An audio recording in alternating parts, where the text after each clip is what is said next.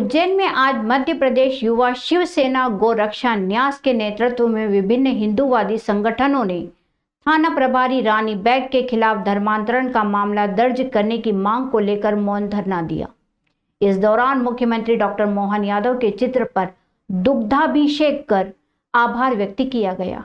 मध्य प्रदेश युवा शिवसेना गोरक्षा न्यास के नेता मनीष सिंह चौहान ने बताया कि आज टावर चौक के यहाँ डॉक्टर अंबेडकर प्रतिमा के समीप 15 हिंदूवादी संगठनों के साथ मौन धरना दिया गया।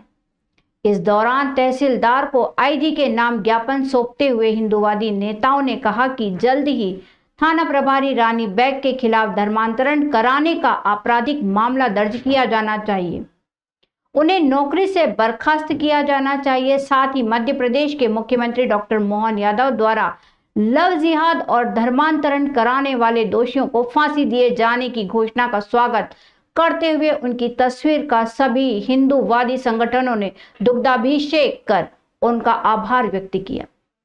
इस मौके पर बड़ी संख्या में हिंदूवादी कार्यकर्ता मौजूद थे।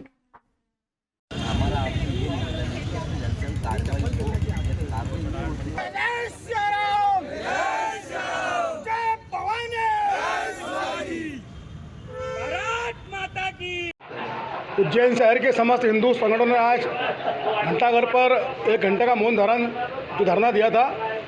उसमें मांग हमारी ये थी कि मंदसौर थाना प्रभारी महिला जो है रानी बेग ने 2018 के अंदर प्रिंस झांझोट को स्कूल से ले जाकर देवास में जबरन धर्मांतरण करवाया, उसकी घटना करा दी और उसको मुस्लिम धर्म में ले गई है।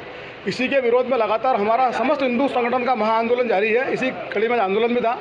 दूसरा विषय, हमारे माननीय मुख्यमंत्री महोदय ने जो लव जिहाद धर्मांतरण पर जो फांसी की सजा का ऐलान करा है, भारत दुनिया का पहला राज्य, भारत के अंदर मध्य प्रदेश पहला राज्य बना है जहां पर इतने कड़े कानून हैं।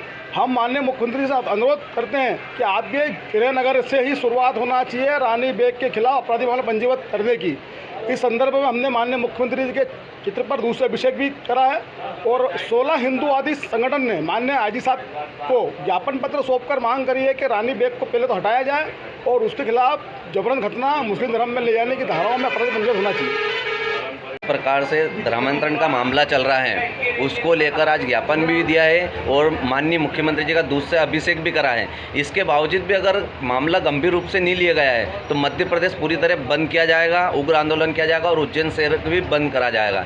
8 दिन का समय संगठन द्वारा दिया गया है और ज्ञापन भी सौंपे गए हैं। मुरली निगम प्रदेश अध्यक्ष, राष्ट्रीय हिंदू परिषद।